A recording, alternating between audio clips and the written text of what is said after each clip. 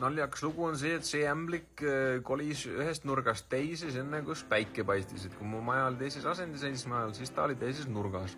Aga no, neid nurkasid on alati kõige tüütum teha, sellepärast, et noh, nagu ma rääkisin, materjal on nagu on. No siin ma olen natuks liiga lühikeseks ka jätnud ühe ja sükida siis on.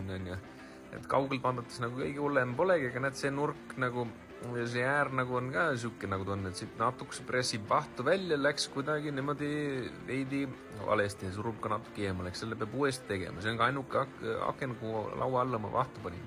Ja siis see aken, tegin siis seda palju hoolsamini. Ja siis noh, tuli kõvasti parem välja, aga siin keskel. Siia hakkasin siis kruvi laskma, et seda lauda natuke lähemal lasta. Ei lähe. Panin kõrvale kohe, ikka ei lähe. Siis tuli meelde, et kurat võtaks. Et siin all oli see suur aknaklamber. Need klambrid tuleb kogu aeg panna randoomselt, mitte täpselt keskele. Aga noh, pole hullu, kardin tuleb ette.